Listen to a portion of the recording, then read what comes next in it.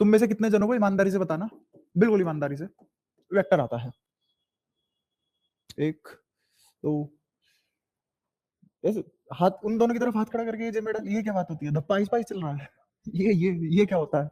हाँ बता। आता है? ठीक है, ठीक है। आता है वेक्टर? तो हाथ क्यों नहीं खड़ा किया? अलग से पूछना पड़ रहा है। ठीक है, अभी तो दे दूँगा मैं 1-2 दिन ट्रीटमेंट ये वाला, फिर ये वाला ट्रीटमेंट बंद हो जाएगा, अभी तो ओपन अप हो जाएगा। उसके बाद तो अपने आप ही पूछ लिया करेगा, अपने आप ही बता देगा नहीं आता है। हाँ, आता है? ठीक है। इसे कहते हैं जवाब। वो बिल्कुल सही है उसका रिस्पॉन्स हाथ के हिसाब से। सीख। अच्छा। जिनको वेक्टर आता है, एक छोटा-सा सवाल पूछ लेता हूँ। मैंने कहा कि अगर मुझे x कैप निकालना हो, तो कैसे निकालेंगे? x अपॉन x मॉडुलस क्या होता है ये x मॉडुलस? मैग्नीट्यूड, ठीक है। तो ऐसे अगर मैं तुमसे पूछूं कि आर वेक्टर जिससे पूछूंगा वही बताएगा, एक्स आई कैप, वाई जे कैप, जेड के कैप, इसका मॉडुलस बता कितना होगा? हाँ, अरे वाह शाबाश, तूने दिल खुश कर दिया। ठीक है। ये चीज आती थी, ठीक है। अगर मैं तुमसे बोलूं कि यूनिट वेक्टर कहाँ काम आता है, वो किस किस को पता है? ठीक है, अगेन कहाँ काम आता है? इनका इसलिए नहीं पूछ रहा मैं इनसे, ऐसे बाइजिंग नहीं है, क्योंकि मैंने खुद अपने सगे मुंह से पढ़ा रखा है इनको। हाँ, डायरेक्शन देखने के काम आता है। तो वेक्टर किस लिए काम आता है जब यूनिट वेक्टर डायरेक्शन देखने के काम आ रहा है? वो तो ये भी बता रहा था, वो तो ये भी बता रहा था। मैं यही तो पूछना चाह रहा हूँ, ये आदमी जब हमने पढ़ा तो इस आदमी की क्या जरूरत पड़ गई? एक से भले दो, ऐसा। अच्छा तब तक मैं, तू सोच, मैं इससे पूछता हूँ। सवाल नहीं पूछ रहा, मैं ये पूछ रहा हूँ कि ये चीज पता थी, ये पता थी, ठीक है। तो अगर मैं तुमसे बोलूं कि -3 i cap plus 2j cap ये कोई ए वेक्टर है और मुझे चाहिए मोड ऑफ ए, ये किसके बराबर आएगा? आराम से बेझिझक बता, कोई दिक्कत नहीं है, गलत होगा सही कर लेंगे, रूट हट जाएगा। मतलब आंसर बता दे कैसे लिखूं, क्या क्या लिखूं, ऐसे बिल्कुल कैलकुलेट करके मत बता, स्टेप बता दे कौन से वाला लिखूं इससे आगे। गलत भी होगा कोई दिक्कत नहीं है, सही कर लेंगे।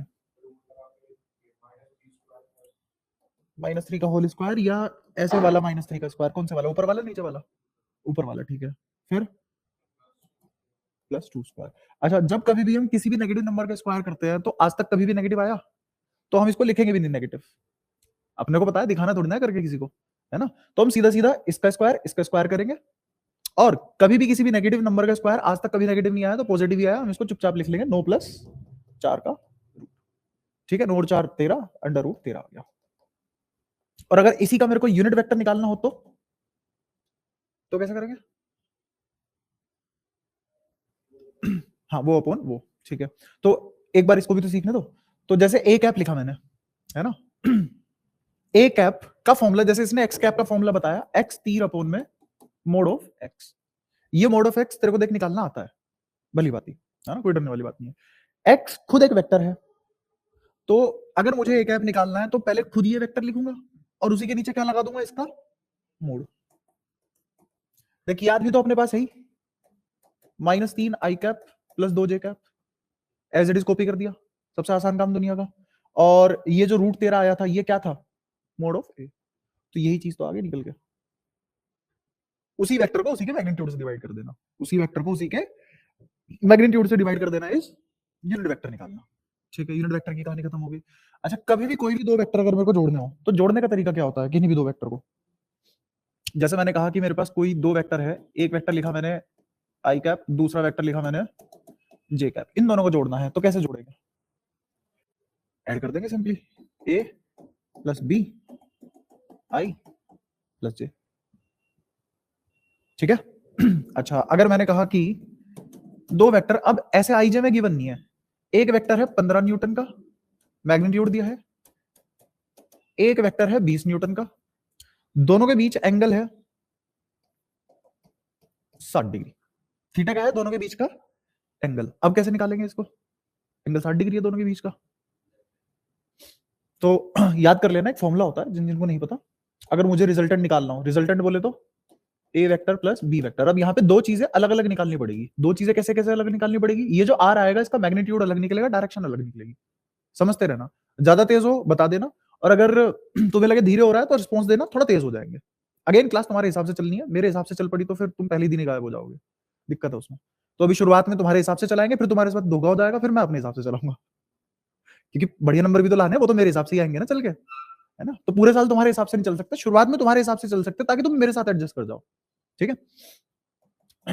इसका फॉर्मूला होता है under root A square plus B square plus 2ab cos theta. और जितने भी ए बी लिखे हुए हैं ये सब मैग्नीट्यूड लिखे हैं, वेक्टर नहीं लिखे हुए। सबका क्या लिखा हुआ है, सिर्फ और सिर्फ मैग्नीट्यूड लिखा हुआ है। तो ए स्क्वायर कितना आ जाएगा, 15 का स्क्वायर। और कभी भी अगर तुम्हें कैलकुलेशन करनी हो हमेशा लास्ट स्टेप में करो, पूरी फिजिक्स में। तुम चाहे वेक्टर पढ़ो, यूनिट डायमेंशन मेजरमेंट पढ़ो, चाहे आखिरी का चैप्टर बिल्कुल न्यूक्लियर फिजिक्स सेमीकंडक्टर पढ़ो, 11वीं से लेकर 12वीं पूरी फिजिक्स में जितने भी चैप्टर 28 30 उन सब में कैलकुलेशन हमेशा आखिरी स्टेप में किया करो। यहाँ पे 15 का स्क्वायर खोलोगे, फिर यहाँ का स्क्वायर खोलोगे, फिर ऐड करोगे, सब बाद में कर लेना, पहले सिर्फ लिख लो। तो बी का स्क्वायर कितना बन जाएगा, 20 का स्क्वायर, 2 ए कितना है 15, बी कितना है 20, और कोस थीटा मतलब कोस 60, कोस 60 बोले तो आधा, है ना। तुम तीनों में से चारों में से कोई रिस्पॉन्स नहीं कर रहा, बेचारा ये रिस्पॉन्स कर रहा है, उसने बैग भी नहीं उतारा, वो आदमी कंधे पे बोझ लेके भी रिस्पॉन्स कर रहा है, तुम खाली बैठ के रिस्पॉन्स नहीं कर रहे हो। यार कोस 60 तो तुम बता ही सकते हो ना मेरे को कितना होता है, ताकि मेरे को लग जाए जिंदा हो, यही हो, कान में जा रहा है कुछ, आउटपुट आ भी रहा है ना। ऐसे थोड़ी ना बनता है मकान, ईंट जोड़ दी ठीक है, आप देख भी नहीं रहे, बस ऐसे ऐसे करके बना दिया, गिर जाएगा अगले दिन, तो चेक भी तो करना पड़ेगा ना तुम्हें। हाँ बताओ, कोस 60 कितना, आधा। चलो एक और बच्चे का रिस्पॉन्स आया, बड़ा हो भाई। अच्छा किस किस को नहीं पता कोस 60 कितना होता है, किस किस को नहीं पता, हाथ खड़ा करो। अगेन मैं बता दूंगा, मेरे को कोई दिक्कत नहीं है, बट अगर आता है और नहीं बोल रहे हो उसे पाप बोलते हैं, है ना। जब तुमसे पूछा जा रहा है बार बार कि भाई कोस 60 बता दो, तो बताना पड़ेगा ना आधा। हाँ बताओ कितना। हाँ, अरे शर्म क्यों आ रही है भाई, कैसी शर्म है, ये कोस 60 आधा बताने में कैसी शर्म है। बताओ तुम कौन सा मंत्र पढ़ रहे हो किसी के ब्याह के, कहीं की शर्म है। हाँ कोस 60 1/2, तो ऐसे बोल दिया करो, है ना, ताकि मुझे पता लग जाए हर कोई बच्चा पढ़ पा रहा है मेरे साथ साथ, वरना मैं आगे निकल जाऊंगा तुम यहीं रह जाओगे। 2 से 2 कैंसिल हो गया, अब ये 15 का स्क्वायर है, 20 का स्क्वायर है, और ये है 15 इंटू 20। अब मेरे पास कोई ऑप्शन नहीं है कैलकुलेशन करने के अलावा, तो ये हो गया 225, 15 का स्क्वायर 225 होता है, ये 400 होता है, और यहाँ पे 15 दूनी 30 300 होता है, तो ये हो गया 700, 700 में 200 जोड़ोगे तो 900, 925 आ गया। अंडर रूट 925 का हम कुछ नहीं कर सकते, यही समेशन है। ये क्या आया, मैग्नीट्यूड। अभी क्या आया, सिर्फ और सिर्फ मैग्नीट्यूड आया। अगर मुझे डायरेक्शन भी निकालनी हो तो डायरेक्शन का फॉर्मूला होता है tan अल्फा, ये अल्फा कोई भी एंगल है, किस किस के बीच का एंगल, रिजल्टेंट आइदर वेक्टर। दोबारा बोल के बताओ, resultant either vector. Either vector का लेखक से क्या तात्पर्य है यहाँ पे, दोनों में से कोई भी एक वेक्टर लो और वहां से रिजल्टेंट तक का एंगल नाप लो, ठीक है। जैसे अगर तुम्हें डायग्रामेटिकली दिखाऊं मैं, तो ये ए वेक्टर, ये बी वेक्टर, और इन दोनों के बीच में कहीं आर वेक्टर। ऐसे चित्र तुमने बहुत देखे होंगे दुनिया में, है ना। ये जो एंगल थीटा था वो तो था ये, और जो एंगल अल्फा की बात हो रही है वो है ये, या फिर ये, तुम पे डिपेंड करता है तुमने क्या लिया है। मैं जो फॉर्मूला लिख रहा हूं मैं इसके एंगल ए से पूरे रिजल्टेंट अल्फा दूर, एंगल ए से कितना दूर रिजल्टेंट अल्फा दूर। ये सब मैं इसलिए पढ़ा रहा हूं ताकि जब इलेक्ट्रोस्टैटिक पढ़ाऊं तो बीच में मैं 11वीं शुरू ना करूं, है ना। तो आगे देखो, इसका फॉर्मूला होता है, ऐसे याद करो इसको, क्योंकि नाम जो दिए हुए हैं उसी के हिसाब से लिख रहा हूं मैं, बी साइन थीटा अपॉन में ए प्लस बी कोस थीटा, ठीक है। अगेन ये सब याद करने की जरूरत नहीं पड़ती अभी, क्योंकि हमारे पास टाइम कम है और मैं समझा नहीं रहा हर चीज, क्योंकि बहुत टाइम लग जाएगा उसमें, 11वीं भी मतलब 12वीं भी शुरू करनी है हमें, तो इसलिए मैं डायरेक्ट अभी फॉर्मूला लिख रहा हूं, तुम्हारे सामने याद कर लेना। तो यहाँ पे बी साइन थीटा किसके बराबर आएगा, बी कौन है 20, ठीक है। साइन थीटा, थीटा कितना है, और साइन 60 √3/2, अपॉन में ए कितना, और बी cos 60 पता ही है आधा, ये तो आ गया 10, ठीक है। और 10 और 15 कितना होता है 25, है ना, और 25 दूनी 50, 0 से 0 कटा, 2/5 इंटू √3, ये क्या है tan अल्फा। और अगर मुझे अल्फा निकालना हो, अभी 12वीं में तुम इनवर्स को पढ़ोगे तो कुछ नहीं होता, ये जो tan अल्फा इधर लिखा हुआ है, जैसे यहां देखो, अगर मैंने tan अल्फा बराबर x लिखा तो मुझे अल्फा निकालना हुआ तो tan इनवर्स x हो जाएगा, बस ये tan उधर चला जाता है इनवर्स होके, ठीक है। तो यहां से अल्फा किसके बराबर आ जाएगा, tan इनवर्स 2/5 √3। क्या तुम दोनों वेरिएशन को जोड़ना और दोनों वेरिएशन की डायरेक्शन निकालना सीख गए? इस वेक्टर में मैग्नीट्यूड और डायरेक्शन दोनों छुपे हुए हैं। ये ज्यादा इजी वेरिएशन है। तुम खुद सोचो, यहां पे मैंने सिर्फ 2 वेक्टर जोड़े, महज 2 वेक्टर। ये राम कथा थी। यहाँ पे मैं 10 वेक्टर एक साथ जोड़ूंगा तब भी इससे मेहनत कम करनी पड़ेगी। और अगर इस वाले तरीके से 10 वेक्टर जोड़े तो ये प्रांत त्याग दोगे। कल तक यही करते रहेंगे हम। तो इसीलिए कभी भी ज्यादा मल्टीपल वेक्टर जोड़ने हो तो उनको आई जे के में रख दो, आई जे के में रख दो। और आई जे के कौन से वेक्टर होते हैं? Unit vector, unit vector.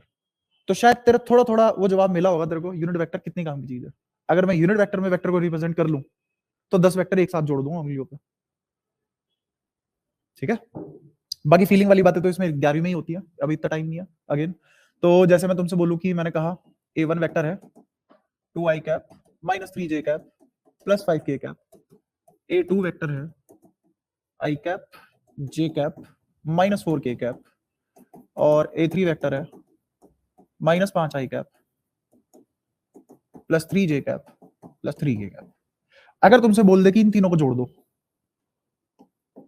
तो क्या आएगा? क्या आई में सिर्फ आई जुड़ते हैं, जे में सिर्फ जे जुड़ते हैं, के में सिर्फ के जुड़ते हैं? क्योंकि आम में से नहीं जुड़ते, आम में सिर्फ आम जुड़ते हैं, है ना? तो 2 और 1 3 और -5 -2 आई का दिखा। फिर यहाँ पे -3 +1 -2 -2 +3 +1। फिर यहाँ पे 5 -4 प्लस का 1 और 3 प्लस का 4। तुम्हारे सामने है 3 वेक्टर 1 सेकंड में जुड़े हैं। ये फर्क पड़ता है यूनिट वेक्टर की फॉर्म में रिप्रेजेंट करने का। क्लियर है? तो इतना बेसिक बेसिक वेक्टर मैं एक्सपेक्ट करता हूँ थोड़ा थोड़ा आता होगा, है ना? बाकी एक्सपेक्ट तो खैर मैं ये करता हूँ, असलियत बताऊं तो तुम्हें, कि मान लो तुम्हारे पास ऐसे वेक्टर है और मैं कहूं कि मुझे कोई ये कितने हो गए, 1 2 3 4 5 वेक्टर हो गए, कोई छठा वेक्टर ऐसा बना के दिखा दो जो इन सबको काट दे। और वो मैं एक्सपेक्ट करता हूँ तो 15-20 सेकंड में करके दे दो। बट वो एक्सपेक्टेशन मैंने मार दी, बिल्कुल मार दी, गला घोट दिया अपने हाथों से, है ना? तो मैं तुमसे अभी एक्सपेक्ट नहीं कर रहा, मैं तुमसे एक्सपेक्ट कर रहा हूँ जो मैं करा रहा हूँ तुम उतना तो वापस कर दो मेरे को। कम से कम ये तो बता दो कि cos 60 कितना होता है, इतना तो कर सकता हूँ। ठीक है। अच्छा, तो यहाँ वेक्टर की समाप्ति अब आते हैं 12वीं पे। 12वीं में 2 किताबें अपने पास, ठीक है। पहली किताब का नाम है फिजिक्स 12वीं 1, ठीक है। उसमें कितने चैप्टर है हमारे पास, लिख देता हूँ। चैप्टर 1 है। कल को मेरे पास ऐसे रोते हुए बताना मैंने एग्जैक्ट एग्जैक्ट नाम नहीं लिखा, है ना? या फिर ये वाली वहां पे एस लगा हुआ, यहाँ पे एस नहीं लगा हुआ, ये सब नहीं। मैं चैप्टर के नाम लिख रहा हूँ, मैं फीलिंग बता रहा हूँ कि पढ़ने क्या वाले हैं पूरी 12वीं में, है ना? तो चार्जेस एंड इलेक्ट्रोस्टैटिक्स, दूसरा इलेक्ट्रोस्टैटिक पोटेंशियल, इलेक्ट्रोस्टैटिक पोटेंशियल, तीसरा करंट इलेक्ट्रिसिटी,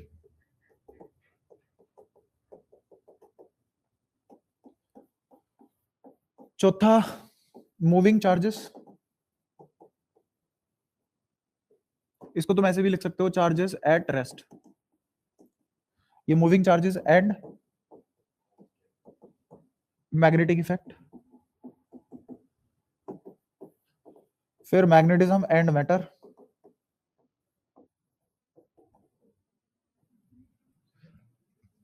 इसके बाद जो स्टडी चीज हम पढ़ने वाले हैं वो है इलेक्ट्रोमैग्नेटिक इंडक्शन, छोटा में लिख रहा हूँ।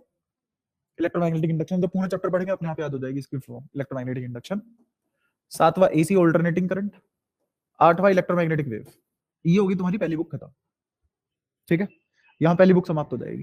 काश आज ही हो जाती है ना, खेल ही खत्म था। चलो खैर कोई नहीं, पूरे साल में तो हो जाएगी, आधे साल में हो जाएगी, उससे भी कम टाइम में हो जाएगी। खैर तो इस पूरे चैप्टर में हम ये पढ़ेंगे कि अगर चार्ज रुका हुआ है तो उस पर क्या फोर्स लगेगा, अगर उस पर इतना फोर्स लगेगा तो दूसरों पे कितना लगेगा, है ना? और अगर उसको किसी अनजान जगह भेज दे तो क्या होगा उसके साथ, अनजान जगह भेज दिया और रोक दिया तो क्या होगा उसके साथ, ठीक है? हाँ बिल्कुल। और अगर तुम्हें यह पता है उसके साथ क्या हो रहा है तो वो कितना था। अगर ये 4 चीजें पढ़ लोगे पहला चैप्टर खत्म है। दोबारा, पहला मुझे क्या पूछ सकता है वो, कि एक चार्ज अगर रुका हुआ है उस पर क्या फोर्स लगता है ना? समझना, क्योंकि तो तुमसे पूछूंगा वापस, और जब तक तुम नहीं बताओगे तो मैं कुछ भी नहीं आएगा। पहला क्या पूछ सकता है वो, रुका हुआ है तो उस पर क्या फोर्स लगेगा, ठीक है। दूसरा ये पूछ सकता है कि अगर उस पे इतना फोर्स लग रहा है तो बाकियों पे कितना लगेगा? उस पे अगर इतना फोर्स लग रहा है तो बाकियों पे क्या लगेगा? तो एक के रेस्पेक्ट में हमने दूसरे पढ़ लिए, पहले एक को पढ़ा, उसकी मदद ली, दूसरे पढ़ लिए।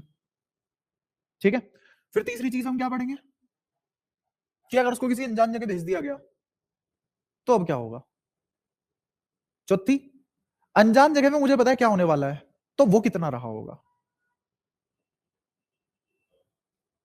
ठीक है, एक रोड मैप अगर ऐसे तैयार हो गया तो तुम पहला चैप्टर जिस दिन रिवाइज करोगे तो तुम मतलब जैसे तुम्हारा ये A4 साइज का पेपर होता है, इतने हिस्से में तुम रिवाइज कर लोगे इसको। एग्जाम से एक दिन पहले कोई एक किताब नहीं पढ़ता पूरी, वो अपनी ये चीजें रिवाइज करता है। ऐसे थोड़ी ना लेके बैठोगे पूरी पूरी किताब एक दिन में रिवाइज कर रहे हो। तो दोबारा ये चारों बातें बताओ।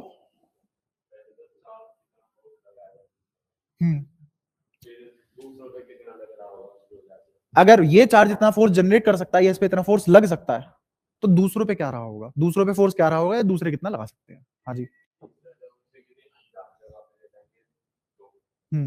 ये तीसरा हो गया। तो क्या, तो कितना फोर्स लग रहा होगा या उसके साथ क्या हो रहा होगा? हाँ हाँ, अगर मुझे ये पता है कि उसके साथ क्या हो रहा है, अगर लगाया मैंने, अगर मुझे ऐसा नहीं है कि उसको भेज भी दिया ना वो पता ना उसके साथ पता क्या हो रहा है, तो पढ़ोगे क्या फिर? रिलेट करने के लिए कुछ तो चाहिए। हाँ, तो चौथा, हाँ अगर अगर उसके साथ ये सब घटनाएं घट रही है अनजान जगह पे तो वो कितना था खुद, तो वो खुद। इन चार बातों में पूरे चैप्टर खत्म है। ठीक है, अब कितना ही पढ़ लो तुम इस चैप्टर को एक साल पढ़ लो, पढ़ोगे यही चार बातें पीट पीट के अलग अलग तरीके से, है ना? तो एक बार होता है ना जैसे संसार के अंदर घुस जाते हैं तो हमें देख ही नहीं पाते सत्य क्या है सच क्या है, बाहर से दिखता है ना वो तो अगर तुम सब्जेक्ट के अंदर घुस के और किसी चैप्टर के अंदर घुस के उस चैप्टर को पढ़ना चाहोगे तो तुम उसकी लिमिट में कैद हो जाओगे, आउट ऑफ द बॉक्स नहीं सोच पाओगे और तुम्हें बहुत टफ लगेगा वो। लेकिन अगर तुम्हें पता हो बाहर से अरे बस ये चार बात ही तो है और ऐसे सोचना था हमें बहुत आसान है, तो वो तुम्हारे साथ होगा। ठीक है, तो इसमें चार बातें पढ़नी है। उससे अगले वाले में जो हम पढ़ेंगे वो भगवान ही जानता है, बस हम पढ़ सकते हैं। मुश्किल नहीं है बहुत ईजी, पर कुछ चीजें ऐसी है जिसका रीजन हम कभी पता नहीं कर सकते, है ना? तो शुरुआत वैसी ही होगी कि उनका हम रीजन नहीं पता कर पाएंगे, बट जो हम पढ़ रहे होंगे उसके बारे में सब कुछ पता होगा। ठीक है, तो बेसिकली इसकी आत्मा है ये। पहले ये क्यों नहीं पढ़ा? क्योंकि एक तो तुम 12वीं में अब से पढ़ना चालू कर रहे हो, दूसरा अगर तुम इस तरीके से पढ़ोगे तो पहले यही पढ़ना पड़ेगा, ये बिना ऊपर वाले के नहीं कर सकते। हाँ, अगर तुमने 11th में कॉम्पिटिटिव एग्जाम का पढ़ा हुआ होता, तुम्हें वर्क पावर एनर्जी आती है अच्छे से, तो तुम डायरेक्ट इसके थ्रू ऊपर वाला पढ़ सकते थे। अभी नहीं करेंगे ऐसा, है ना? अभी पहले तुम ऊपर वाला पढ़ोगे फिर नीचे वाला पढ़ोगे। अच्छा तो ये पूरा का पूरा सिर्फ ये बता रहा है, ये पूरा का पूरा बुक्स ये बता रहा है रुके हुए चार्ज पे पढ़ाई कैसी दिखती है। अगर मैं रुके हुए चार्ज की स्टडी करूं तो वो कैसी दिखेगी, क्या क्या पढ़ना पड़ेगा? तो ये कहें स्टडी ऑफ चार्ज, चार्ज को क्यू से डिनोट करते हैं, क्यू एट रेस्ट। और ये क्या जनरेट करेगा? इसका एक ही इफेक्ट होता है या एक ही आउटपुट होता है, उसका नाम है इलेक्ट्रिक फील्ड। जो मैंने तुम्हें दूसरी लाइन बताई है कि अगर एक चार्ज पे इतना फोर्स लग रहा है या वो दूसरे पे इतना फोर्स लगा रहा है तो बाकी लोग उस पे या खुद पे कितना फोर्स लगा पाएंगे, वो किससे निकालेंगे हम? यही है वो दूसरी लाइन। ठीक है, तो पहले चैप्टर में हम यही पढ़ेंगे, बस चार्ज अगर रुका हुआ है तो वो क्या जनरेट करता है? Electric field. मैंने चार लाइनें एक ही लाइन में बोल दी, चार लाइनें एक लाइन में बोल दिया कि अगर चार्ज रुका हुआ है तो वो इलेक्ट्रिक फील्ड जनरेट कर देगा। ठीक है, अब अगर ये आदमी बेशरम हो जाए और कोशिश करे चलने की, तो उस चलने की कोशिश से क्या पैदा होगा? तीसरा चैप्टर। और अगर चल पड़ा तो क्या पैदा हो जाएगा? चौथा और पांचवा चैप्टर। समझो, रुका हुआ है तो पहले दो चैप्टर, अगर कोशिश की चलने की तो तीसरा चैप्टर, और अगर चल पड़ा तो चौथा और पांचवा चैप्टर। और चौथे और पांचवें चैप्टर का आउटपुट क्या होगा? अगर चार्ज मूव कर रहा है तो वो इलेक्ट्रिक फील्ड भी जनरेट करेगा और मैग्नेटिक फील्ड भी जनरेट करेगा, बी मैग्नेटिक फील्ड। ठीक है, अगर मैं तुमसे बोलूं कि जो जो मैंने तुम्हें अभी पिछले 5 मिनट में बताया मेरे को 2-3 लाइनों में बता सकते हो? बताओ।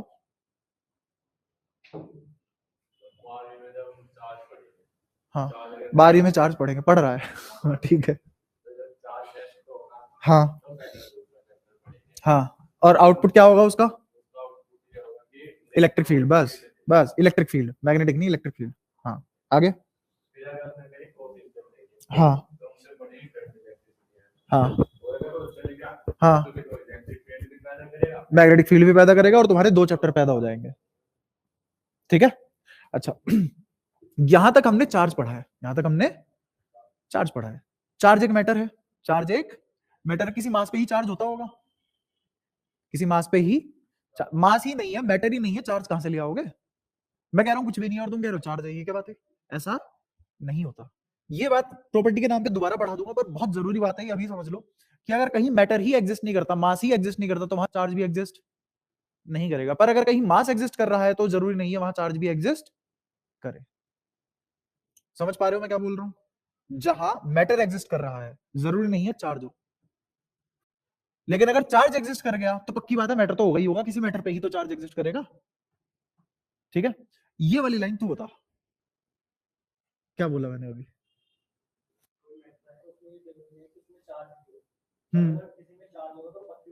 मैटर रहा होगा, बिल्कुल ठीक है, शाबाश। तो ये वाली बात अगर तुम्हें समझ में आती है तो तुम्हारे आधी दुविधाएं दूर हो जाएंगी, कंफ्यूजन दूर हो जाएगी। ठीक है, अच्छा तो यहां तक सारी की सारी किसके ऊपर थी चीजें? मैटर के ऊपर बेस्ड थी, क्योंकि चार्ज है तो मैटर तो रहा ही होगा। तो यहां पे हमने मैटर के हिसाब से चीजें पढ़ी है। अब मैं कह रहा हूं कि स्पेस, स्पेस तुमने कभी नहीं सोचा होगा एक फिजिकल क्वांटिटी हो सकती है, बट ये सब चार्ज की ही प्रॉपर्टी है अगर वो स्पेस का खेल खेल जाए। भाई कोई भी फील्ड प्रोड्यूस होती होगी, कहां होती होगी?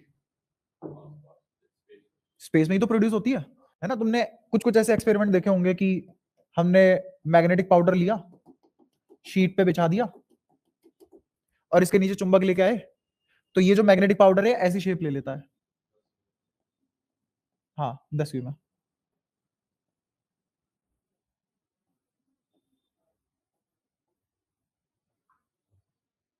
पढ़ा है ऐसा कुछ कुछ? ये डायग्राम देखा हो कहीं? भूले बिसरे आंखों के आगे से आगे हो ये चित्र, है ना?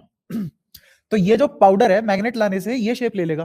तुमने चिपका के तो नहीं मारी थी इस पे मैग्नेट, या ऐसे तो नहीं करता ले चक, ऐसे तो नहीं कर रहा था, तुमने दूर रखी हुई थी, दूर रखने के बाद भी ये इफेक्ट हो गया। कैसे इफेक्ट हुआ? कोई तो स्पेस की प्रॉपर्टी रही होगी जिसने इस मैग्नेट पे जो प्रॉपर्टी थी वो इसको लाके दे दी। क्या मैं ऐसी ऐसी बातें करके तुम्हें पढ़ा सकता हूं? पहले तो ये बताओ।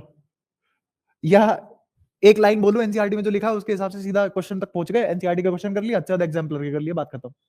मैं थोड़ा उससे आगे जाना चाहता हूँ, तुम्हारी बुद्धि खुले, तुम पेपर बहुत आसान लगे, तुम एग्जाम हॉल में बैठे हो, तुम्हें ऐसा लगे कि हाँ घर की कुर्सी पे बैठे हो आराम से पेपर दे रहे हो।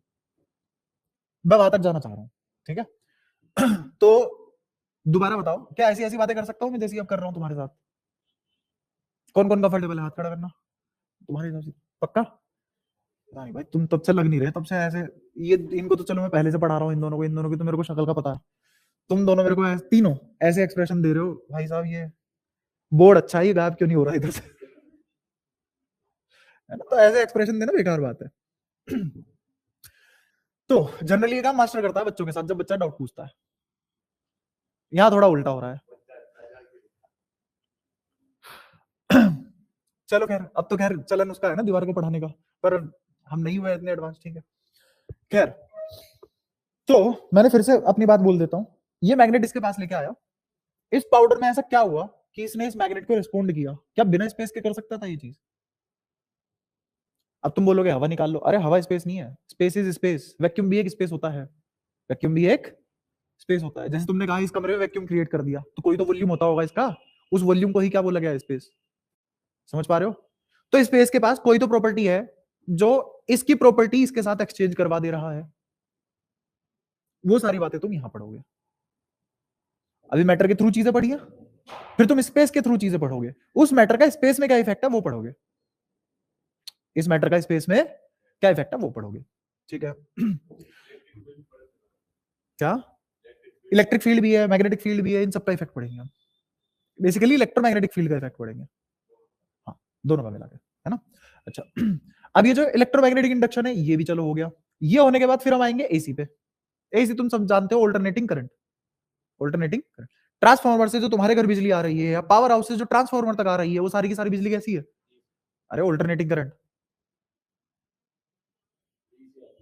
किसने कहा डीसी? तेरे घर डीसी आ रहा है? नहीं, घर आके भी डीसी नहीं मिलती। जब तू जैसे तूने चार्जर लगाया फोन का और अब तू चार्ज कर रहा है चीजें, है ना? तो चार्जर क्यों लगा रहा है चार्ज करने के लिए? सीधा वो जो चार्जर की पिन होती है उसकी दूसरी साइड यूएसबी केबल फाड़ के ऐसे दो तार खोल ले, वो स्विच बोर्ड में लगा दे, चार्ज तो होगा नहीं पर और भी बहुत कुछ हो जाएगा। वो क्या होगा जो तेरे को नहीं पता होगा क्या हो रहा है? नहीं, फूक देगा वो चीजें। हाँ, वहां पे जो वो जो तेरा डिवाइस है जिसको तुम अडेप्टर बोलते हो, उस अडेप्टर में एक चीज होती है जिसका नाम होता है ट्रांसफॉर्मर। वो ट्रांसफॉर्मर उस एसी को डीसी में कन्वर्ट करेगा। तेरे फोन को ऐसी बिजली थोड़ी ना चाहिए, एक सेकंड में वो -5 हो रही है, अगली सेकंड +5 हो रही है, फिर बीच में 36 बार 0 हो रही है। वो फोन तो बोल देगा भाई एक ही बात कर ले, मैं तो जा रहा हूं। तो तेरे इस चार्जर में एक छोटा सा ट्रांसफॉर्मर लगा होता है जो एसी को डीसी में कन्वर्ट करता है। ठीक है? इन्हीं को जब तुम बहुत बड़े होके अगर कुछ आगे पढ़ाई करोगे अच्छे लेवल पे, तो जब तुम ये सब पढ़ोगे तो इन्हीं को तुम इंटीग्रेटेड डिफरेंशिएटर बोलना चालू कर दोगे। तुम्हें क्या लग रहा है मैथ्स तुम किस लिए पढ़ रहे हो? इसलिए थोड़ा ना पढ़ रहे हो 12वीं नंबर आ जाएंगे, आगे भी तो इस्तेमाल करोगे कहीं जिंदगी में, अगर करने का मौका मिला तो। अच्छा, ये भी बात क्लियर हुई। चलो, एसी में क्या होगा, हम एक अलग टाइप का करंट पढ़ेंगे और वो किससे प्रोड्यूस हो रहा होगा? इनके इफेक्ट जो स्पेस में आए थे, ध्यान से सुनना, इन सब के इफेक्ट जो स्पेस में आए थे, और स्पेस में आने की वजह से एक और इफेक्ट आया, उसका नाम एसी है। समझ पा रहे हो? अच्छा, फिर इस एसी तक कहानी हो चुकी है पूरी। अब एक बहुत ही एडवांस लेवल पे चलेंगे हम, क्योंकि बहुत ही एडवांस लेवल का चैप्टर है, इसीलिए 3 नंबर का और बहुत कम है इसमें पढ़ने को। मतलब तुम्हारे यहाँ ऐसे इस चैप्टर, मतलब अगर इस चैप्टर को पढ़ा जाए तो 1 साल पढ़ाया जा सकता है चैप्टर, और फिजिक्स के किसी भी एरिया में घुसा जा सकता है। लेकिन तुम्हारे यहाँ क्या किया, ऐसे छीटा दे दिया बस इस चैप्टर का, ताकि तुम्हारा पढ़ाई से भरोसा ना उठे। आसान रखा गया चीजों को बहुत। तो इसमें बस एक ही चीज है, जब तुम इलेक्ट्रोमैग्नेटिक वेव पढ़ोगे तो तुम्हारे पास इलेक्ट्रिक और मैग्नेटिक फील्ड का कंबाइंड इफेक्ट होगा, जिसका फाइनली अब तुम नाम रख सकते हो, और वह है इलेक्ट्रोमैग्नेटिक वेव। ठीक है? अब समझना ध्यान से। ये तीसरा पोर्शन क्या है वो भी समझाता हूं। ये जो इससे ऊपर ऊपर के 3 पोर्शन है, इसमें क्या है, चार्ज एट रेस्ट और about to move. Charge at rest और अबाउट टू मूव। इस चौथे और पांचवें में क्या है, charge is moving with constant velocity. भाई मोशन दो तरीके का हो सकता है, एक तो यूनिफॉर्मली मूव कर रहा है, और एक बहंगे पने में कभी भी मूव कर जा रहा है, कभी धीरे कभी तेज, है ना?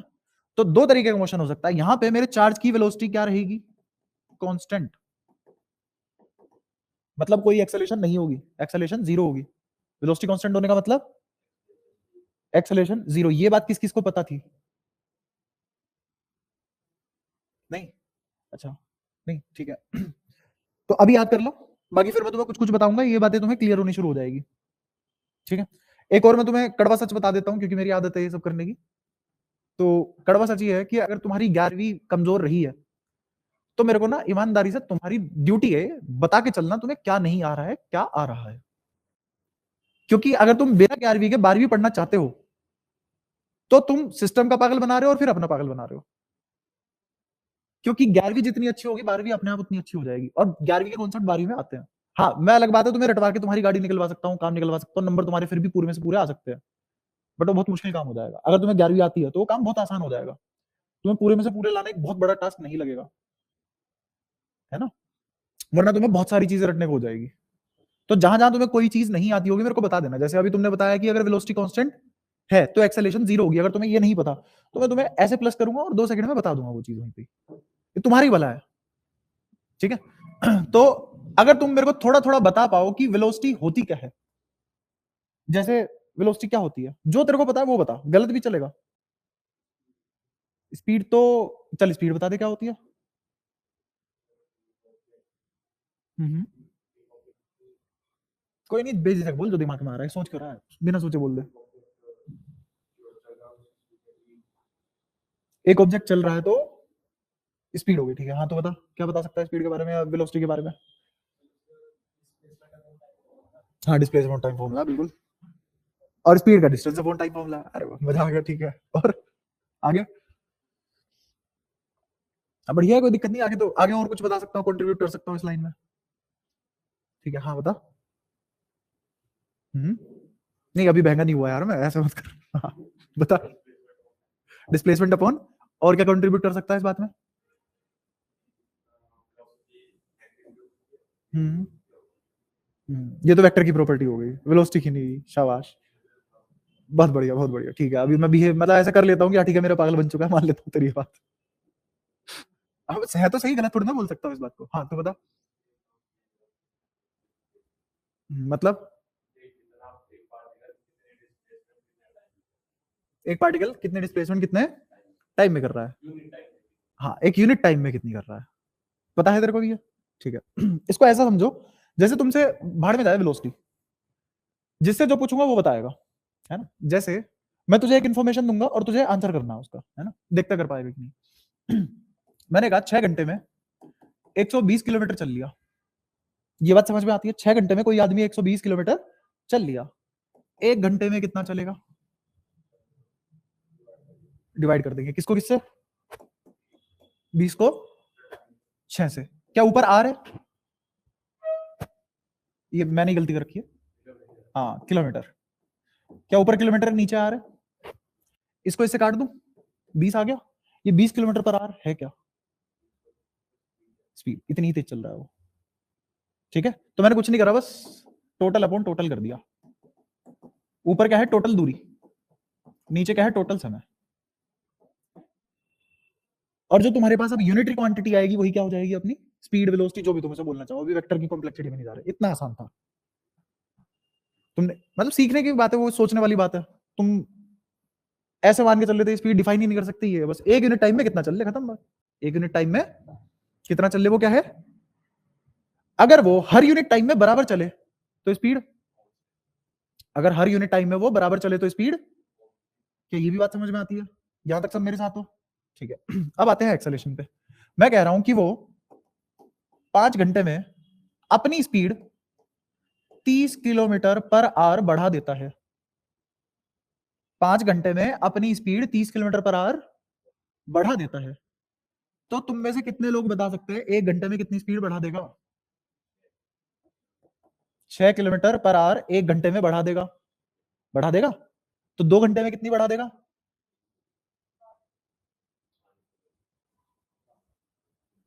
समझ में आ रहा है पक्का? ईमानदारी से मैं मम्मी कसम खिलवाना चालू कर दूंगा जैसे तुम चकले बना रहे हो। तो 2 घंटे में कितना लिख नहीं रहा मैं, बताओ? 12। 3 घंटे में 18, है ना? ये जो धीरे चल रहे हैं हम तुम्हारी वजह से चल रहे हैं, क्योंकि तुम टाइम से रिस्पॉन्स नहीं कर रहे हो। अब तक तो पता नहीं कहां पहुंच गए हो। आगे बढ़ो। अब मैं तुमसे एक और सवाल पूछूंगा। मैंने कहा कि मैंने किसी टी टाइम पे देखा पार्टिकल को, पार्टिकल को किसी टी टाइम पे देखा, और मैंने कहा भाई साहब फिलहाल वो चल रहा था 12 किलोमीटर पर आवर से। कितने से चल रहा था? 12 किलोमीटर पर आवर से। तो टी प्लस 1 आवर में उसकी स्पीड क्या हो जाएगी? डेटा ये है, बोलो। थोड़ा और मुश्किल बनाना था, इतना आसान कैसे? हाँ बता। सेम फिलहाल टी टाइम पे देखा मैंने, तो 12 किलोमीटर पर आवर पाई गई रफ्तार। अगर उसे 1 घंटे बाद देखूं तो रफ्तार क्या मिलेगी? ये है ना डेटा। तो कितनी? 18 हो जाएगी ना, बस इतना आसान है। कौन कौन ये वाली बात नहीं समझ पाया?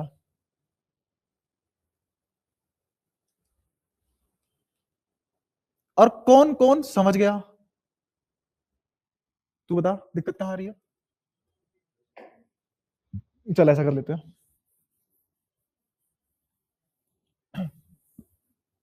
मैंने कहा कि पहले घंटे, first hour of observance. Of observance में लिख नहीं रहा, मेरा अपना घर का भी आलस है कुछ, है ना? याद रखियो। For first hour of observance मैंने पाया कि वो 10 किलोमीटर पर आवर से चल रहा था। और 1 घंटे में कितनी बढ़ा लेता है रफ्तार? 6। तो दूसरे घंटे में, सेकंड आवर में कितनी होगी उसकी रफ्तार? ऐसे आंसर बता ना। कितना? 12।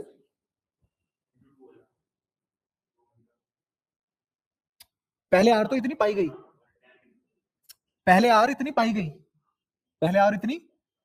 तो दूसरे घंटे में कितनी मिलेगी उसकी रफ्तार अगर हर घंटे 6 बढ़ती है? बस इतना सा था। कहां खोगे? अब सोचो मैं अगर ये बात छोड़ के निकल जाता, इसका तो रह जाता नहीं हमेशा के लिए। समझ आया? अब मैं एक और एग्जांपल जो पुराने वाला लिखा था। मैंने कहा किसी भी टी टाइम पे देखा उसको, किसी भी टी पल में देखा। तुम्हें पल ज्यादा बढ़िया समझ में आते होंगे, है ना? हाँ, तो किसी टी मोमेंट या टी पल पे देखा तो मैंने पाया कि उसकी रफ्तार थी 12 किलोमीटर पर आवर। ये कोई दूसरा पार्टिकल है और वो एक्सेलरेट कर रहा है 6 किलोमीटर पर आवर से, मतलब हर घंटे उसकी कितनी रफ्तार बढ़ती है? 6 किलोमीटर पर आवर। तो बताओ t+1 आवर पे अगर मैं उसे देखता तो कितनी रफ्तार पाता? 18। बस ये था। क्या एक्सेलरेशन का मतलब समझ आया तुम्हें? अब अगर मैं यही बोल दूं कि ये बढ़ने की बजाय घट रहा होता तो इसका मतलब एक घंटे में कितना घट जाता? 6। और मैं तुमसे एक और नया सवाल बना के पूछ दूं कि किसी भी मैंने कैपिटल टी मोमेंट पे उसको देखा, उसकी रफ्तार 15 किलोमीटर पर आवर पाई गई, तो मेरे को बताओ t-1 मोमेंट पे कितनी मिलेगी? t-1 मोमेंट पे 9। कौन कौन कह रहा है 9 आएगा आंसर? हाथ खड़ा करो। सब गलत हो, सब गलत हो। हाँ, क्योंकि तुम्हें आदत पड़ चुकी है बुद्धि ना लगाने की। मैंने कहा इससे पिछली मूवमेंट कितनी होगी, अभी घट रही है ना उसकी रफ्तार, तो ये घट के ही तो आई होगी 15। तो इससे पिछली मूवमेंट कितनी ज्यादा होगी? इससे 6 ज्यादा होगी, 21 होगी। तुम्हें क्या लग रहा है लड्डू बट रहे हैं यहाँ? दिमाग लगाना पड़ेगा भाई साहब। क्या सबको समझ आया ये 21 कैसे आया? पक्का सोच के बोल, समझ आया ना पक्का? ऐसा नहीं है दूसरी बार ना बोल देगा तो दिक्कत हो जाएगी कोई, ना कितनी बार भी बोल सकता है। हाँ हाँ, t+1 में 9 आता। अगर मैं पूछ लेता t+1 में कितना आता? 9 किलोमीटर पर आवर। हाँ, कि जो भी मैंने तुम्हें पढ़ाया सब रिलेट कर पाए हो? ठीक है। अब मैं तुम्हें बोल रहा हूं कि वो एक घंटे में रफ्तार चेंज करता ही नहीं है ना? तो उसकी वेलोसिटी बदलने का रेट क्या हो गया? तो क्या वेलोसिटी बदलेगी? इसी चीज को बोलते हैं एक्सेलेरेशन का जीरो होना। वेलोसिटी को कौन बदल सकता है?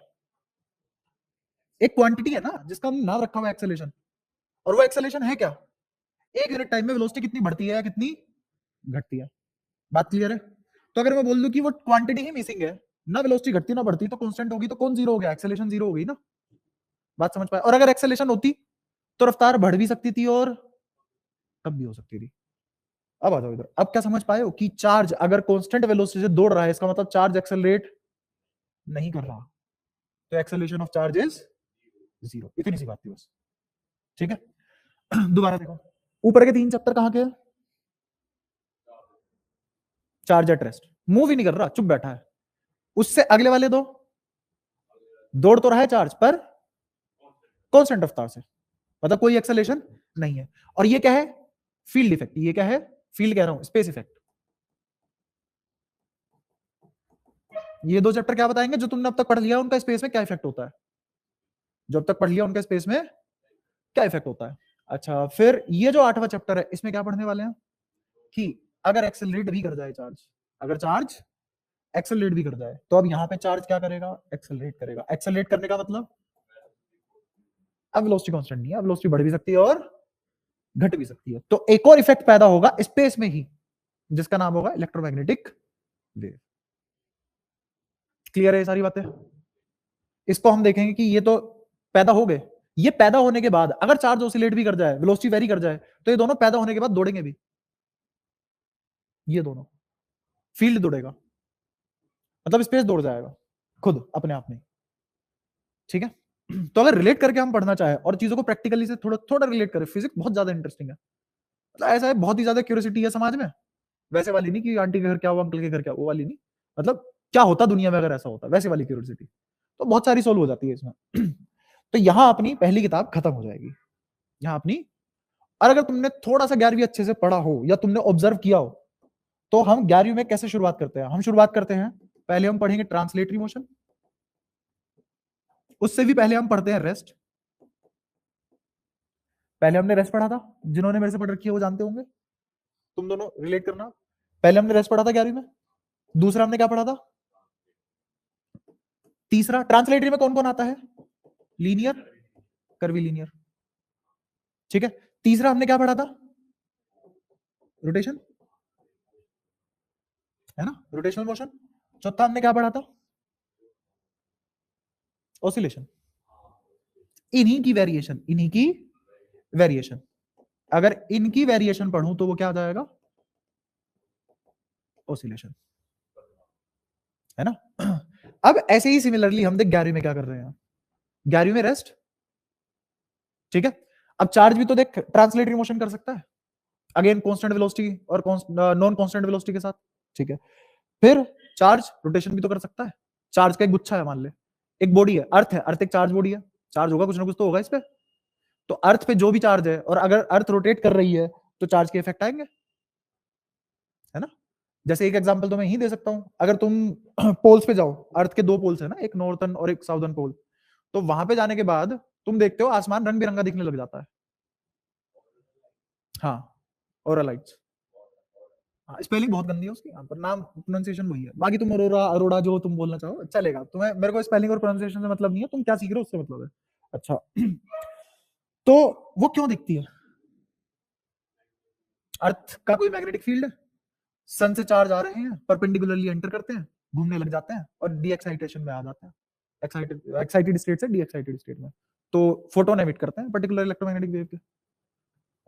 कहने को इतनी आसान बातें हैं, पर उसके लिए मेहनत लगती है समझने के लिए, पूरा कोर्स इसी के ऊपर है कि अगर ऐसी बातें तुमसे कोई कर दे तो एक ही लाइन में समझ जाओ क्या क्या हुआ है, ठीक है। तो ऐसी हम 11वीं में करने वाले, सॉरी 11वीं कह रहा हूं, 12वीं में भी ऐसी करने वाले हैं। और अगेन अगली चीज पिछले वाली चीज से रिलेट होगी ही होगी, ठीक है। अगर तुम पहला चैप्टर नहीं पढ़ोगे, मेरे से दूसरा चैप्टर पढ़ने बैठोगे, मैं इस चीज की गारंटी ले सकता हूं कि तुम्हें समझ में कुछ नहीं आएगा। कोई तो गारंटी लेता है, मैं पक्का समझा दूंगा, मैं गारंटी ले रहा हूं मैं समझा ही नहीं सकता फिर, अगर तुमने पहला छोड़ दिया है और तुम डायरेक्ट दूसरे में एंट्री करो तो, ठीक है। क्योंकि यार रट के पढ़ने को तो तुम 10 जगह पढ़ सकते हो, एक पूरा टेस्ट और फ्लेवर लेके पढ़ना सब्जेक्ट क्या कहना चाह रहा है, तो फिर उसमें तो तुम्हें थोड़ा सा दिमाग तो लगाना पड़ेगा। और जब इतना दिमाग लगाने की आदत पड़ जाएगी, फिर तुम ऐसी कहीं से कोई भी चीज नहीं पढ़ पाओगे जो तुम्हें रट नहीं पड़ रही है, तुम्हारे ऊपर थोपी जा रही है, तो तुम पढ़ ही नहीं पाओगे। तुम सीधा बोल दोगे भाई अगर तेरे पास लॉजिक है इस बात के पीछे तो मेरे से कर बात, वरना मत कर। ये थोड़ा सा ड्रॉबैक है इसका, तुम्हारी बुद्धि ऐसे काम करने लगेगी। ये तुम्हारी फर्स्ट बुक हो गई। फर्स्ट बुक क्लियर है क्या करने वाले हम, ठीक है। फिर आती है तुम्हारी सेकंड बुक। सेकंड बुक में पहला चैप्टर होगा तुम्हारा, अगेन नाम क्या है इसका, फिजिक्स 12th पार्ट 2। तो सेकंड बुक में जो तुम्हारा पहला ही चैप्टर आएगा वो आएगा रे, जिसको मैं थोड़ा प्रेफर करता हूँ ज्योमेट्रिकल ऑप्टिक्स। रीजन है इसका, वो जब चैप्टर पढ़ेंगे तब बता देंगे। रे ऑप्टिक्स में तुम क्या पढ़ते हो, तुमने इलेक्ट्रोमैग्नेटिक वेव बना ली, उस इलेक्ट्रोमैग्नेटिक वेव में कुछ वेरिएशन है पोटेंशियल की। अगर तुम 2 इलेक्ट्रॉन वोल्ट से, मतलब 2 इलेक्ट्रॉन वोल्ट की रेंज है, कहां से कहां तक, 1.6 से 3.5 तक, लगभग 2 इलेक्ट्रॉन वोल्ट की रेंज है। उस 2 इलेक्ट्रॉन वोल्ट की रेंज में से जो इलेक्ट्रोमैग्नेटिक वेव निकलेगी, अगेन एट चैप्टर, उसको हम यहां पढ़ेंगे कि वो कैसे बिहेव करती है, क्योंकि उसी को बोलते हैं विजिबल लाइट। दुनिया में हर रोशनी नहीं दिखती, पहली बात तो इलेक्ट्रोमैग्नेटिक वेव हमें दिखती ही नहीं, उसके थ्रू चीजें दिखती है, वो खुद नहीं दिखती। तुमने कभी देखा ये जा रहा फोटोन, ये रहा, देखा कभी नहीं। जब वो फोटोन तुम्हारी आंखों में पड़ता है वहां से टकरा के, तब तुम्हें ये चीज दिखाई देती है, फोटोन तब भी दिखाई नहीं देता। तो इलेक्ट्रोमैग्नेटिक वेव एक ऐसी चीज है जिसके थ्रू हमें चीजें दिखती हैं, वो नहीं दिखता, ठीक है। और अब जो चीज मुझे जिस फोटोन की वजह से दिख रही है वो visible part of electromagnetic wave है, वो विजिबल पार्ट ऑफ इलेक्ट्रो। मैं बताता हूं, तुम इस चैप्टर में जनरलाइज्ड इलेक्ट्रोमैग्नेटिक वेव का एक बड़ा गुच्छा पढ़ोगे, उसमें से इतना छोटा सा हिस्सा होगा जिसकी वजह से हम देख पाते हैं, वो हिस्सा तुम इस चैप्टर में पढ़ोगे। अब आया समझ क्या कहना चाह रहा हूं, क्लियर है, ठीक है। फिर दूसरा आएगा वेव ऑप्टिक्स। अब मैं बताता हूं सेकंड किताब में सिलेबस इतना कम क्यों है और बहुत कम क्यों पढ़ाया गया है ना, और क्यों इतना आसान है येट बहुत टफ है। हाँ समझ रहा। अगर तुम सेकंड बुक की बात करो, पूरी सेकंड बुक लड़ाई है, अपने आप में कॉन्ट्रडिक्शन है। जैसे ऐसी कॉन्ट्रडिक्शन है, मान लो एक आदमी कार में जा रहा है, एक आदमी बाइक से जा रहा है। इमेजिन कर लो फ्यूचर की बाइक है कोई, ये आ रहा है इधर से, ये आ रहा है इधर से, दोनों की देखा अनदेखी, ये आपस में एक्सीडेंट कर जाते हैं, छोटा मोटा ऐसी कोई एक्सीडेंट कर जाते हैं। ये अपनी गाड़ी से बाहर आया, ये बाइक से नीचे उतरा, दोनों एक दूसरे को पकड़ के मार रहे हैं। क्यों मार रहे हैं, ये कह रहा है तेरी गलती, ये कह रहा है तेरी गलती। क्यों, क्योंकि इसको जो नजर आ रहा है वो एक अलग दुनिया है, इसको लग रहा है इसकी गलती है। इसको जो नजर आ रहा है उसको लग रहा है ये एक अलग दुनिया है, इसकी गलती है, मैं तो सही था। तो क्या दोनों की दुनिया अलग अलग हो चुकी है? दोनों की दुनिया दुनिया अलग होने का मतलब है इसका सच अलग है, इसका सच अलग है। लड़ाई होती वहां पे है जहां दोनों सच हो या दोनों झूठ हो, वहां लड़ाई हो ही नहीं सकती, एक सच है और एक गलत है। ऐसे जैसे मान लो मेरे को पता है मैं गलत हूँ, सामने वाले को भी पता है मैं गलत हूँ और वो सही है, और मेरे को पता है वो सही है, लड़ेंगे हम? नहीं। तो लड़ाई कहाँ हो सकती है? जहां दोनों जगह या तो सच हो या दोनों जगह झूठ। तो ये अपनी अपनी दुनिया के सच लेके घूम रहे हैं, लड़ाई बच गई है। अब किसी को भी गलत नहीं बोल सकते तुम। इसकी दुनिया में जाओगे ये सही है, अगर इसकी दुनिया में जाओगे ये सही है ना? तो ऐसे ही दुनिया में बंटवारा चल रहा था सोच को लेके। ये वाला चैप्टर बोलता है कि लाइट एक पार्टिकल नेचर की वो है, पैदाइश है। Light is of particle nature. जो भी तुम देख रहे हो चीजें, ये सब कोई पार्टिकल है जो तुम्हारी आंखों में आता है, उसकी वजह से तुम चीजें देख पा रहे हो। वेव ऑप्टिक्स बोलता है ऐसा कुछ भी नहीं है, पार्टिकल नाम की कोई चीज ही नहीं है, ये सब वेव है। एक वेव आती है, एनर्जी है वो चलती हुई, और हमारी आंखों में टकरा जाती है। चलती हुई एनर्जी आई, चलती हुई एनर्जी गई। ये चैप्टर अलग बात कह रहा है, ये चैप्टर अलग बात कह रहा है। ठीक है, फिर इससे अगला चैप्टर आता है dual nature of radiation and matter. इस dual nature of radiation and matter में क्या होता है? इसमें ये होता है, कहानी कुछ इस तरीके से चलती है कि ड्यूअल नेचर तो तुम्हें समझ में आ ही गया होगा, दोगलापन। मुझे कोई एक ऐसी चीज बता दो दुनिया में जिसमें आज तक तुमने कोई दोगलापन ना देखा हो, गिनवा दो। खुली छूट है, दोस्त में दोगलापन नहीं होता। तूने तो वो चीज बताई है बिल्कुल ही अपोजिट। कौन से शब्द होते हैं हिंदी में, क्या क्या बोलते हैं इनको? हाँ, विलोम। विलोम बताया तूने। ड्यूअल नेचर, कोई एक ऐसी चीज जो ड्यूअलिटी ना दिखाती हो, कोई भी एक ऐसी चीज। कौन? अच्छा, तूने कभी ऐसे देखा कि उन्होंने कुछ चीजें बोली हैं और फिर वो खुद को कॉन्ट्रडिक्ट कर रहे हो, या फिर जो तुम्हें समझा रहे हैं उन्होंने मान ली वो बातें, या फिर वो तो बोल रहे हो बेटा मेहनत करोगे तो हो जाओगे, फिर अगली दिन बोल देते लात मार के मंदिर जाओ। तुम खुद सोचो, कुछ भी सोच लो, मेरे को एक उदाहरण ऐसा नहीं दे सकते तुम जहां तुम ये ना ऑब्जर्व कर पाओ कि ड्युअलिटी है। और मैं कह रहा हूं उसका रीजन साइंस है। इसने कहा dual nature of radiation and matter. Particle मतलब मैटर, रेडिएशन मतलब वेव। वेव पार्टिकल की तरह बिहेव कर सकती है, पार्टिकल वेव की तरह बिहेव कर सकते हैं। जब जिस बेसिक बिल्डिंग ब्लॉक से यूनिवर्स बना है उसमें ड्युअलिटी है, तुम में क्यों नहीं आएगी? तुम भी तो उसी से मिलकर बने हो। तो उन्होंने कहा तुम दोनों लड़ो मत, दोनों सही हो। इस चैप्टर के बाद तुम्हारी थोड़ी थोड़ी क्लासिकल फिजिक्स छोड़ के, साथ छोड़ के, तुम्हारी क्वांटम मैकेनिक्स शुरू हो जाती है। और उसकी महज शुरुआत है। अगर मैं कहूं तुम क्वांटम मैकेनिक्स का कितना हिस्सा पढ़ रहे हो, 0%। इतना कम पढ़ोगे तुम, और लकी हो तुम इतना कम पढ़ रहे हो, वरना सर खोज लेते अपना। गंजे हो जाते बाल अवस्था में। तो शुक्र मनाओ बहुत कम है। तो क्वांटम मैकेनिक्स ऐसी ऐसी बातें बोलती है कि यकीन नहीं होता। तुम हंस दोगे ऐसी ऐसी बातें बोलती है, पर दिक्कत पता है क्या है? इससे पहले जितनी भी हमने फिजिक्स पढ़ ली, वो पता है कैसे पढ़ी है? पहले थ्योरी बनाई, मैथ्स बनाई, लॉज बनाए, फिर एक्सपेरिमेंट हुए, और फिर वेरीफाई हुए वो एक्सपेरिमेंट। समझ आया कैसे काम चला है? क्वांटम में क्या हुआ है, थ्योरी बाद में बनी, कैलकुलेशन भी बाद में आई, पहले प्रैक्टिकली वो एक्सपेरिमेंट हुए हैं। तो अगर तुम बोल रहे हो झूठ बोल रही है वाली फिजिक्स, एक्सपेरिमेंटली प्रूव है ना, उसके बाद हमने थ्योरी बनाई है, तो तुम ऐसा कह नहीं पाओगे अगर। यहां चीजें पहले एक्सपेरिमेंट होते हैं फिर हम पढ़ते हैं। इससे पहले क्या हुआ था पूरी फिजिक्स में, कि पहले हम चीजें पढ़ लेते थे, लॉ बना देते, फिर उसको एक्सपेरिमेंटली वेरीफाई करवाते थे। यहां उल्टा होगा। तो अगर तुमसे कोई ये कह रहा है कि मैटर पार्टिकल बन जाएगा और पार्टिकल मैटर बन जाएगा, तो तुम बोले क्या बोल रहा है यार, ये कह रहा हमारे ताऊजी वेव है। तो मैटर है ना एक, है ना? ऐसे तुम बोलोगे मैं तो आज स्कूटी पे आया हूं, मैं वेव पे चल के आया हूं। तो ऐसे ऐसे दिमाग में जो चीजें आती है तुम बोलोगे नहीं ऐसा तो नहीं हो सकता। वो प्रूवन है एक्सपेरिमेंटली। जब पढ़ेंगे चैप्टर तो तुम्हें पढ़ाए जाएंगे वो सब एक्सपेरिमेंट। ठीक है। तो ये कहता है लड़ो मत, रेडिएशन ही मैटर है, मैटर ही रेडिएशन है, बिहेवियर है इनका ये। ठीक है। फिर इसके बाद तुम पढ़ोगे एटम। तो ये तो हम जानते हैं, ये तो पढ़ रखा है हमने।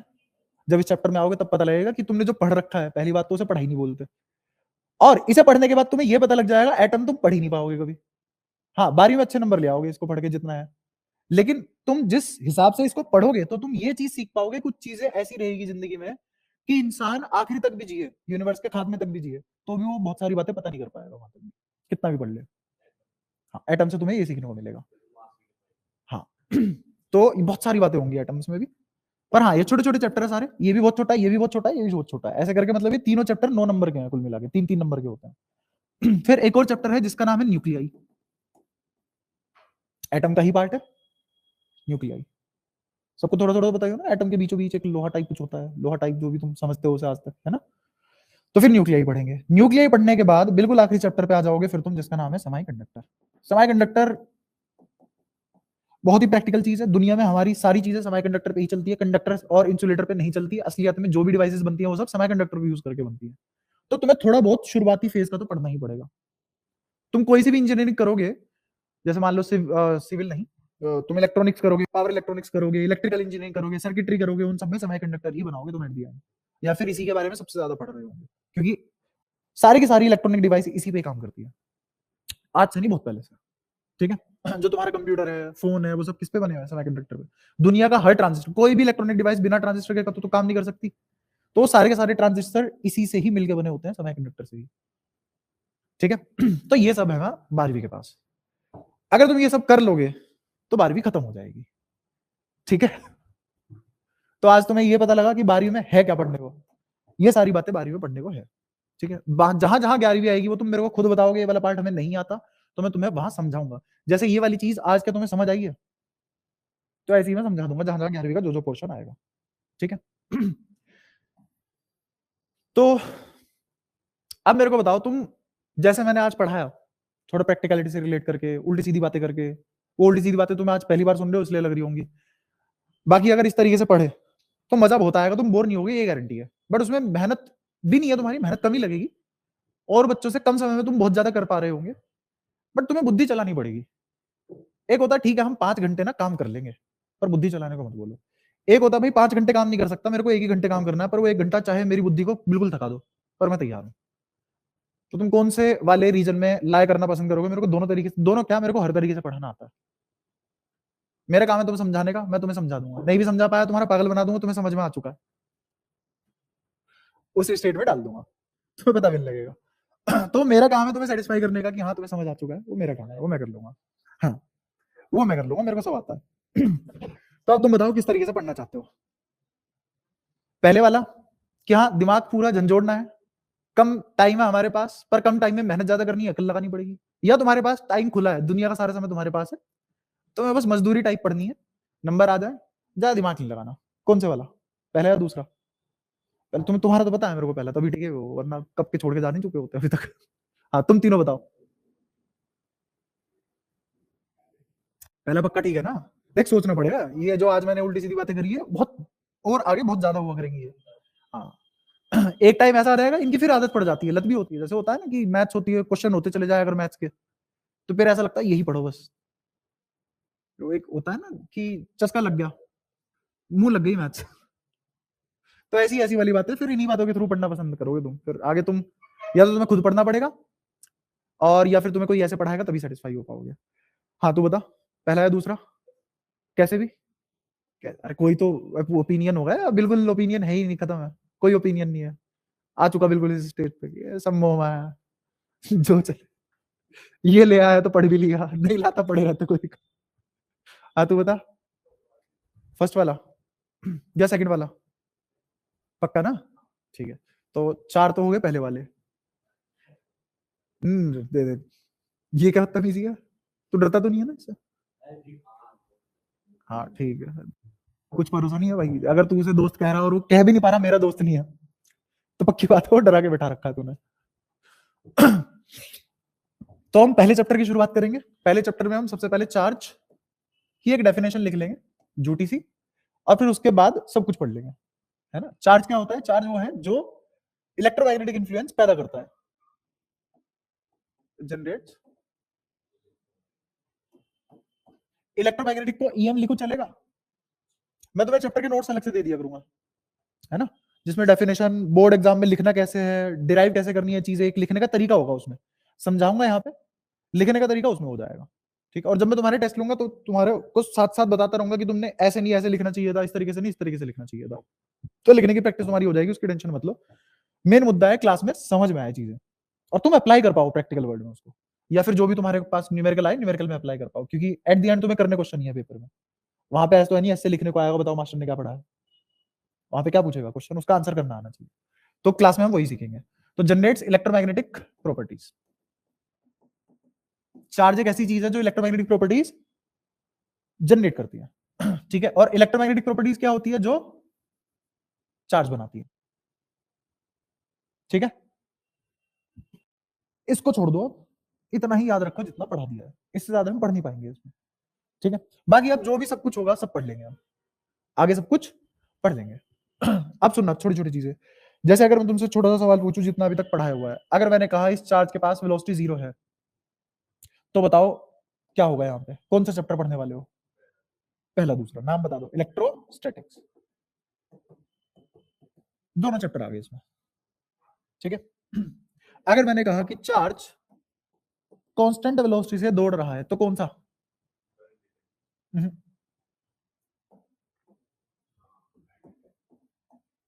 इसमें वो दोनों आ गए। अगर मैंने कहा कि चार्ज एक्सेलरेटेड है, वेव, इतना याद रख पाओगे मोटा मोटा समरी के तौर पे? पक्का? ठीक है।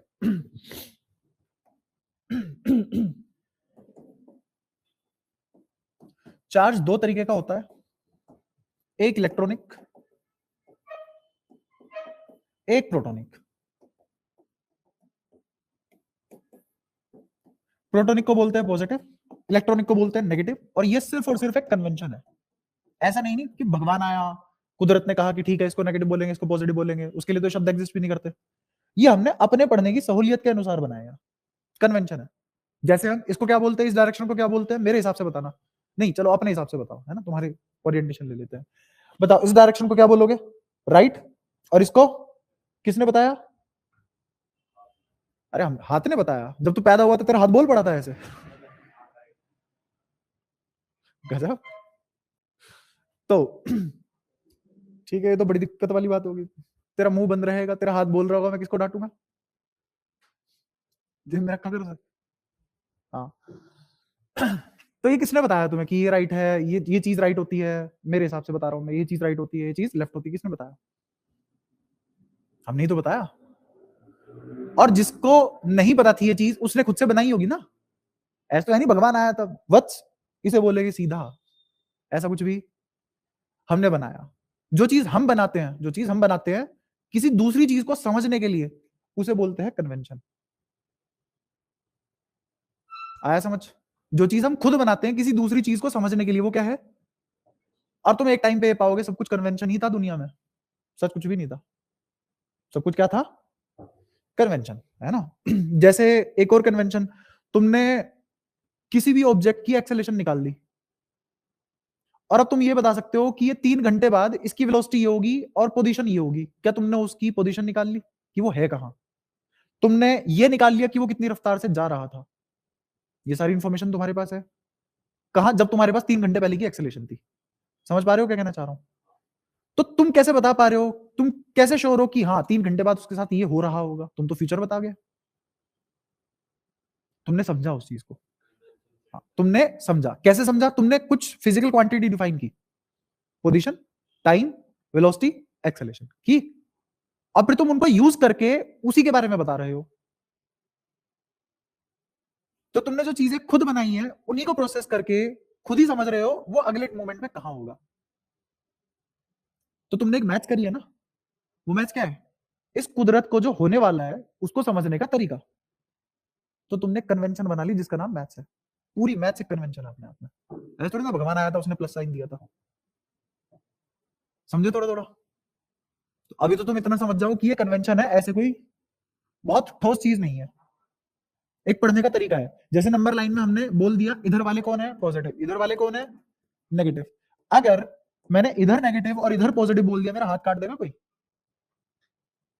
ऐसा कुछ भी है तो गलत ही ना, या सही भी हो सकता है? कुछ गलत नहीं है, कुछ सही नहीं है। अगर मैं इसके हिसाब से इसको फॉलो करके आंसर निकालूंगा तब भी आंसर सेम आएगा, इसको फॉलो करके आंसर निकालूंगा तब भी सेम आएगा, कोई फर्क नहीं आता। नहीं समझ पाए? ये दोनों सही है, कोई गलत नहीं है। समझाता हूं मैं थोड़ा सा। मैंने कहा x प्लस वाई बराबर -2, सही है। अगर मैं इसको +2 बोल दूं और इधर -x -y कर दूं, बताओ ऊपर वाली सही है नीचे वाली? दोनों सही है। तुमने इधर का माइनस इधर भेज दिया, इसको प्लस बना दिया। तो वही चीज है, जिनको तुम पॉजिटिव बोल रहे थे मैंने उनको नेगेटिव बोल दिया, तो जिनको तुम नेगेटिव बोल रहे थे वो अपने आप पॉजिटिव नहीं बन जाएंगे, क्योंकि मैं उल्टा कर रहा हूं चीजों को। सच्चाई कहां बदल दी? कन्वेंशन कन्वेंशन ही है, ऐसे रटने वाली कोई बात नहीं है। इस कन्वेंशन का मतलब सिर्फ इतना सा है कि इसका उल्टा है ये आदमी, और ये आदमी इसका उल्टा है। बस ये समझाना चाहती है ये कन्वेंशन। ये बात समझ में आती है? ये कोई मैंने बहुत बेहतरीन बात नहीं की है कि ये दो टाइप का चार्ज होता है, इलेक्ट्रॉनिक प्रोटोनिक, हो मजा आ गया, रट लो। ये पढ़ने का तरीका है, आगे जो भी हम पढ़ेंगे उसमें एक रेफरेंस ले लेंगे, है ना। जैसे मान लो अगर मैं रेफरेंस ना बनाता 1 किलो क्या है, अगर ये रेफरेंस ना बनाए हम 1 किलो क्या है, तो कोई आदमी आलू बेच रहा है, एक दिन तुम्हें 1 किलो में 1 आलू दे रहा है, अगले दिन 1 किलो में ठेली देके जा रहा है पूरी। ये तो कोई रेफरेंस ही नहीं हुआ ना, वो तो अपने मूड से सेट करने वाली बात होगी। तो एक रेफरेंस बनाना भी जरूरी है। तो ऐसे हमने एक रेफरेंस बनाया कि वो चार्ज जो इलेक्ट्रिक फील्ड लाइन एमिट करेंगे, अभी बस सुनो इस बात को, समझना नहीं, समझाऊंगा तो मैं बाद में, मैं बस एक आइडिया दे रहा हूं। जो charge electric field line emit करेंगे उनको बोलेंगे पॉजिटिव, और जो इसका उल्टा कर रहे होंगे, उल्टा करना क्या हो गया इसका, जो रिसीव कर रहे होंगे वो कैसे होंगे, नेगेटिव। क्या इन दोनों का बिहेवियर उल्टा है, इसीलिए इनको पॉजिटिव नेगेटिव नाम दिया गया है। समझ में आया? इसलिए कन्वेंशन है। तो थोड़ा थोड़ा शायद मैं तुम्हें कन्वेंशन का मतलब समझा पाया हूँ। दुनिया में कोई नहीं पूछेगा तुमसे, कहीं काम नहीं आएगा। मैं बस तुम्हें एक चीज सिखाना चाहता था कि कोई भी ऐसी चीज नहीं है कि तुम बहुत सॉलिड तरीके से रट लो। कन्वेंशन कन्वेंशन ही है ना। अगर कोई तुमसे लड़ रहा है कि नहीं भाई ये तो पॉजिटिव है, ये तो नेगेटिव है, कोई मतलब नहीं है इन बातों का। वो कन्वेंशन है, किसी ने रेफरेंस है फिक्स कर रखा है, उसके हिसाब से हमारी कंफ्यूजन दूर हो जाती है, हमें कंफ्यूजन नहीं होती किसको क्या लेना है, रूल बना दिया गया है। ठीक है। तो ये जो पॉजिटिव चार्ज है इसमें प्रोटॉन आ जाता है, प्रोटॉन के ऊपर पॉजिटिव चार्ज होता है, इलेक्ट्रॉन के ऊपर नेगेटिव चार्ज होता है। ठीक है। अगेन ये नाम भी तो नहीं रखा है ना किसी चीज का, प्रोटॉन। भगवान थोड़ी ना आया था कि ठीक है यार इसको प्रोटॉन बोलोगे, तुम नहीं बोलोगे तो भस्म हो जाओगे, ऐसा कुछ भी नहीं है। बट इसका मतलब ये नहीं है कि तुम प्रोटॉन के इलेक्ट्रॉन बोलना चालू कर दो, एक रेफरेंस है, फिक्स है ना। जैसे तुम्हारा नाम अब आपने कुछ रखा, जैसे क्या नाम रखा था, गौराग। अच्छा तो कल को तेरा नाम कोई और बुलाने लग जाए किसी और नाम से, तो तू मान थोड़ी लेगा ये चीज। तो उन्होंने, तेरे पेरेंट्स ने एक रेफरेंस फिक्स कर दिया कि हमारे घर से ये वाला बच्चे को हम इस नाम से पुकारेंगे, तो फिक्स हो गया ना, उससे कंफ्यूजन दूर हो जाती है। वरना ऐसे मान लो 5 बच्चे घर में, ओए बुलाया, सारे मुड़ के देख रहे हैं, तो कैसे बताओगे किसको बुलाया, तो नाम रखना पड़ा। ऐसे ही इनमें भी नाम रखना पड़ा, और जो नाम फिक्स हो गया, कंफ्यूजन दूर हो गई हमारी, इतना है बस। तो प्रोटॉन पे कौन सा चार्ज होता है, पॉजिटिव, और इलेक्ट्रॉन पे नेगेटिव। तो चार्ज दो तरीके का है। चार्ज कितने तरीके का है, दो। और चार्ज है क्या, जिससे इलेक्ट्रोमैग्नेटिक इन्फ्लुएंस पैदा होता है, जिससे इलेक्ट्रोमैग्नेटिक इन्फ्लुएंस। और इलेक्ट्रोमैग्नेटिक इन्फ्लुएंस क्या है, जो चार्ज बनाते हैं, जो चार्ज बनाते हैं। ठीक है। इन दोनों ही बातों का कोई लेना देना नहीं है, इसको डिफाइन करना नहीं बोलते। मैंने एक के बेसिस पे दूसरा बता दिया, दूसरे के बेसिस पे पहले वाला बता दिया, तो मैं अलग से किसी को कुछ भी डिफाइन नहीं कर पाया, तो इसका मतलब हम कर ही नहीं सकते। इसका मतलब हम, तो हम अगर हमसे कोई पूछे, असलियत में पूछे कि भाई पढ़ाई लिखाई एक तरफ है, छोड़ तू मुझे चार्ज बता दे, तो हमें नहीं पता चार्ज क्या है। सीबीएसई वाला पूछे चार्ज क्या है, इलेक्ट्रोमैग्नेटिक इन्फ्लुएंस पैदा करता है। समझ में आ गया? कोई परेशानी यहाँ तक? तो अब चार्ज छोड़ के बाकी हम सब कुछ पढ़ लेंगे। सिर्फ अभी तक हम कौन सी चीजें जो नहीं पढ़ पाएंगे, या आगे भी कोई कौन सी ऐसी चीजें जो हम नहीं पढ़ पाएंगे, चार्ज। उससे आगे हम सारी चीजें पढ़ पाएंगे। ठीक है। पर फिर भी चार्ज अगर हमसे कोई पूछ ले, उसका पागल बनाने का तरीका हमने क्या ढूंढा है, इलेक्ट्रोमैग्नेटिक इन्फ्लुएंस। ठीक है। यहां तक बताओ सारी बातें क्लियर है कि नहीं है? अगली बारी से हम शुरू कर देंगे properties of charge, properties of charge अगली बारी से शुरू कर देंगे। ठीक है। और अगली बारी हम थोड़ी सी लंबी क्लास भी रख लेंगे, और उसमें हम कलाम स्लो तक पढ़ लेंगे। ठीक है। क्योंकि तुम्हारा पेपर भी है, तो मैं सोच रहा हूँ उस पेपर के होने से पहले तुम्हारे 2 से 3 चैप्टर खत्म करा दूं बढ़िया लेवल पे। ठीक है। और अगली क्लास से तुम्हें शीट भी मिलनी शुरू हो जाएगी, क्योंकि तुम जब कलाम स्लो तक कर लोगे तो तभी कुछ क्वेश्चन करने को होंगे ना तुम्हारे पास। अभी इसके बेसिस पे कोई भी क्वेश्चन नहीं होगा, अभी तो तुम्हारा इंट्रो था बिल्कुल कि हाँ आगे हम क्या क्या पढ़ने वाले हैं और किस तरीके से पढ़ने वाले हैं। ठीक है।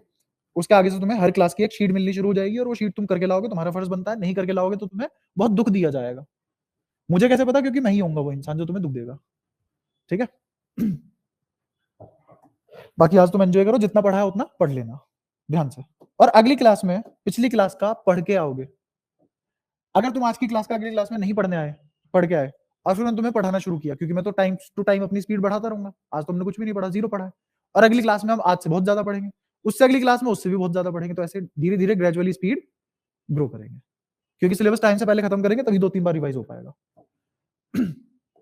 तो इसीलिए कभी भी ये जरूरत मत करना कि पिछली क्लास बिना पढ़े अगली क्लास में आ जाओ।